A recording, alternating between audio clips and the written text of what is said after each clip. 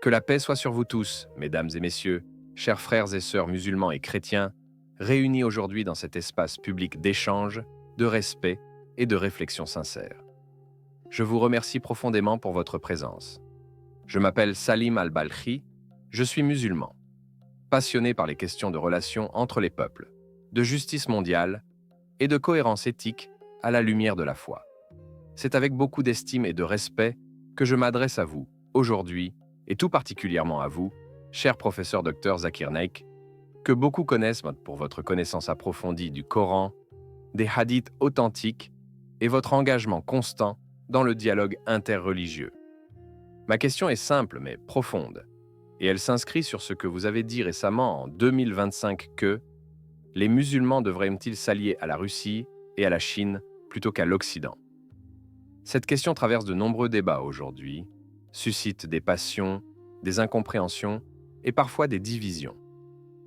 À la lumière du Coran, de la Sunna du prophète Muhammad et de l'éthique islamique, comment devons-nous, en tant que musulmans, comprendre cette question des alliances internationales, notamment face à l'Occident, à la Russie et à la Chine? Louange à Allah, Seigneur des mondes, que la paix et les bénédictions soient tawa sur le dernier messager d'Allah, Muhammad, sur sa famille, sur ses compagnons et sur tous ceux qui suivent à son chemin jusqu'au jour du jugement. Je remercie notre frère Salim Al-Balkhi pour sa question posée avec respect, clarté et sincérité.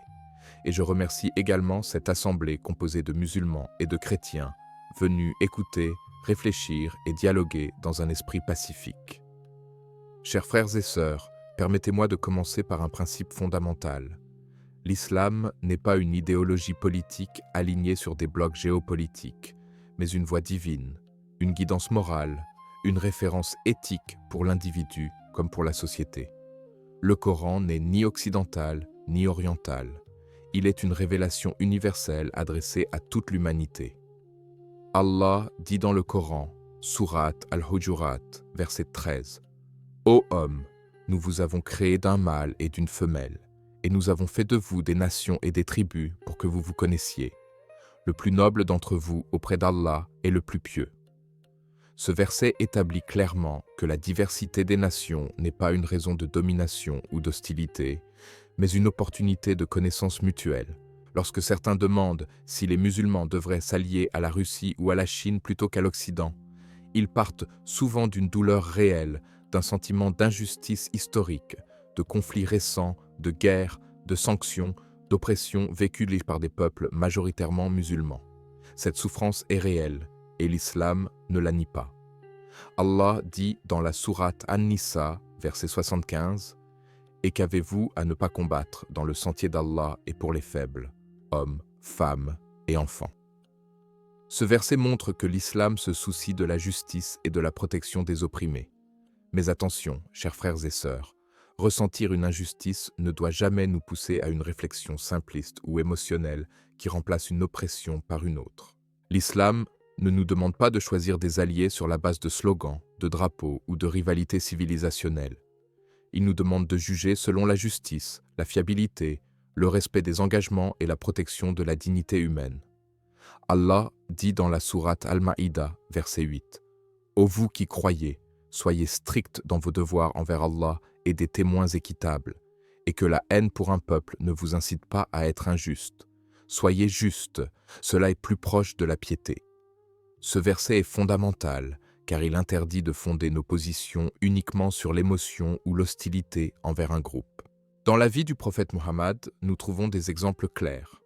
Lorsque les musulmans étaient persécutés à la Mecque, le prophète conseilla à certains compagnons d'émigrer en Abyssinie, sous l'autorité d'un roi chrétien, le Négus.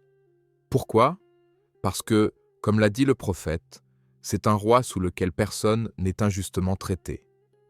Ce hadith, rapporté par Ibn Ishaq, montre que le critère n'était pas la religion du pouvoir, mais la justice du dirigeant. À l'inverse, le prophète n'a jamais accordé une loyauté aveugle à quiconque simplement par intérêt politique. Ainsi, lorsque nous parlons de la Russie, de la Chine ou de l'Occident, nous devons être honnêtes. Aucune de ces puissances n'agit par amour de l'islam. Elles agissent selon leurs intérêts stratégiques, économiques et sécuritaires. L'islam nous enseigne la lucidité. Le prophète a dit « Le croyant ne se fait pas mordre 2 fois par le même trou », rapporté par Al-Bukhari et Muslim. Cela signifie que les musulmans doivent apprendre de l'histoire, analyser les actes et ne pas se laisser séduire par des discours opportunistes. Certains disent « L'Occident est hostile à l'islam ». Il faut nuancer. L'Occident n'est pas un bloc monolithique. Il existe en Occident des gouvernements injustes, des politiques agressives, mais aussi des millions de citoyens, dont des chrétiens sincères, qui défendent la paix, la justice et la liberté religieuse. Allah dit dans la sourate Al-Mumtahana, verset 8, « Allah ne vous défend pas d'être bienfaisant et équitable envers ceux qui ne vous ont pas combattu pour la religion et ne vous ont pas chassé de vos demeures. » Ce verset est clair. La relation avec les non-musulmans est fondée sur la paix tant qu'ils ne sont pas injustes. Concernant la Russie et la Chine, certains musulmans idéalisent ces pays en pensant qu'ils seraient des contrepoids moraux à l'Occident. Mais soyons justes et honnêtes. En Chine, des musulmans ouïghours subissent des politiques de répression documentées. En Russie, certaines interventions militaires ont causé des souffrances à des populations musulmanes par le passé. L'islam ne nous autorise pas à fermer les yeux sur l'injustice simplement parce qu'elle vient d'un camp opposé à un autre camp. Allah dit dans la sourate An-Nahl, verset 90, « Certes, Allah ordonne la justice, la bienfaisance et l'assistance aux proches, et il interdit la turpitude, le blâmable et la transgression. » L'islam n'enseigne donc pas une alliance émotionnelle, mais une stratégie éthique. Les alliances, lorsqu'elles existent, doivent être conditionnelles, transparentes et conformes aux valeurs islamiques. Le prophète a conclu des pactes, comme celui de Hudaybiya, parfois avec des conditions difficiles, mais toujours dans un objectif de protection de la communauté et de préservation de la paix à long terme. Il ne s'est jamais soumis moralement ou spirituellement à une puissance étrangère. Un point fondamental que beaucoup oublient, la véritable faiblesse du monde musulman n'est pas l'absence d'alliés puissants, mais l'absence d'unité, de justice interne et de gouvernance éthique. Allah dit dans la sourate Al-Anfal, verset 46, « Et obéissez à Allah et à son messager.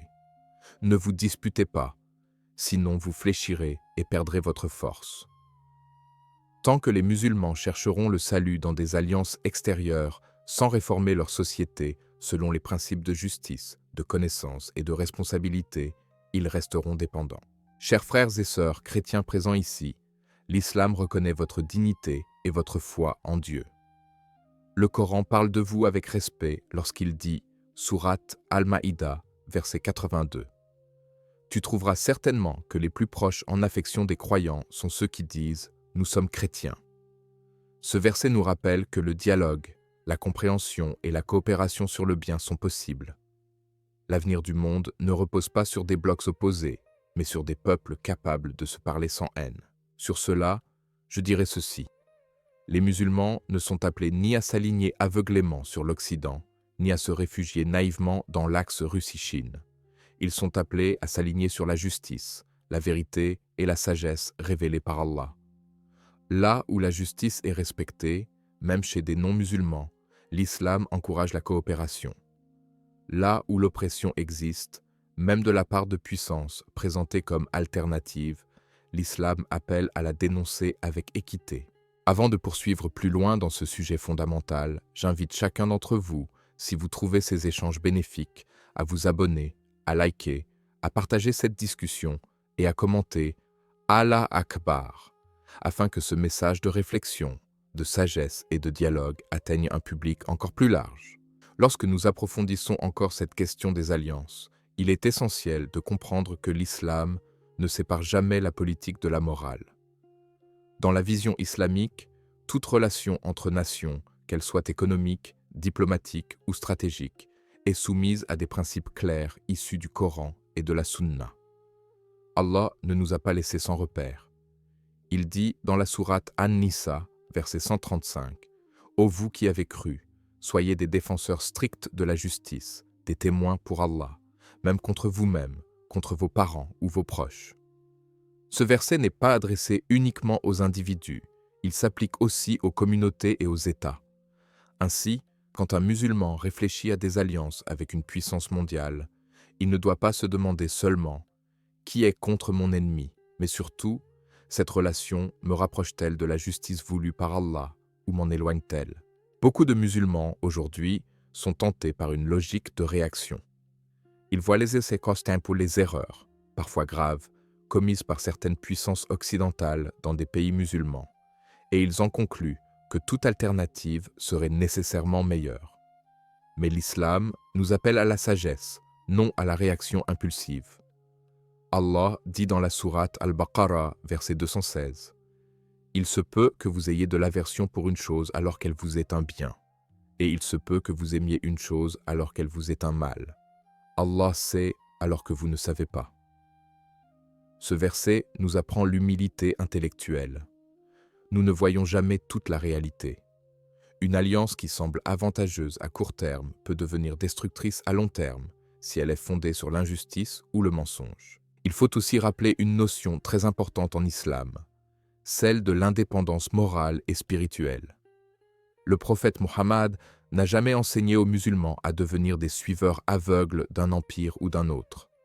Il a formé une communauté qui pense, qui juge, qui observe et qui place sa loyauté première envers Allah et non envers une puissance terrestre. Dans un hadith rapporté par Ahmad, le prophète a dit « Il n'y a pas d'obéissance à une créature dans la désobéissance au Créateur. » Ce principe est fondamental, peu importe qu'un pays soit occidental, oriental, puissant ou faible. Si la coopération implique de soutenir l'oppression, de se taire face à l'injustice ou de trahir des valeurs essentielles, le musulman ne peut pas l'accepter. Il est également nécessaire de distinguer entre les gouvernements et les peuples.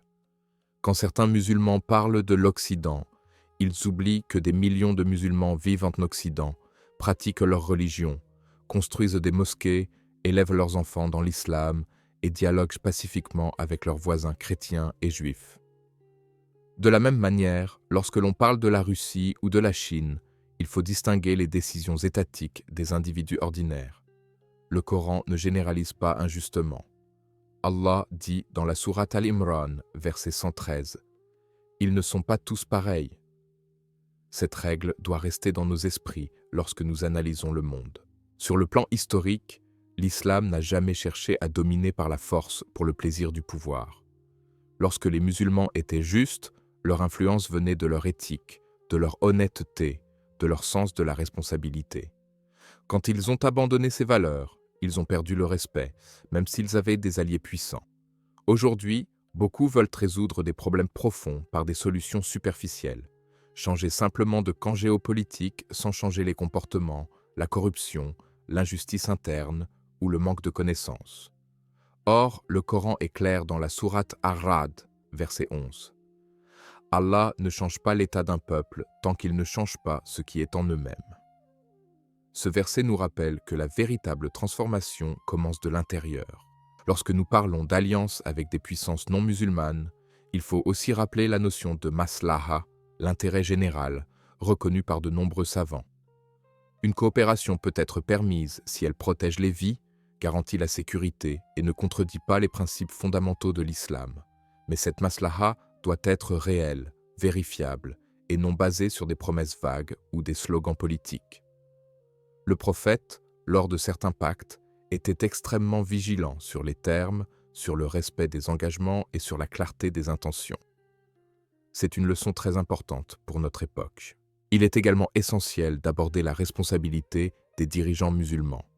Trop souvent, on fait porter la responsabilité uniquement sur des forces extérieures. Pourtant, beaucoup de souffrances dans le monde musulman proviennent de l'injustice interne, du manque de consultation, de la répression ou de la mauvaise gestion. Allah dit dans la sourate Ash-Shura, verset 38, en parlant des croyants, « Et leurs affaires sont conduites par la consultation entre eux. Sans justice interne, aucune alliance externe ne peut sauver une nation. Même le plus puissant des alliés ne remplacera jamais la confiance d'un peuple envers ses propres dirigeants. » J'aimerais également souligner un point pour nos frères et sœurs chrétiens présents.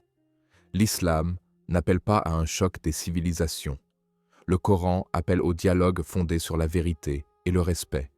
Allah dit dans la sourate Al-Imran, verset 64, « Ô gens du livre, venez à une parole commune entre nous et vous. » Cette parole commune repose sur la reconnaissance de Dieu, de la justice et de la dignité humaine.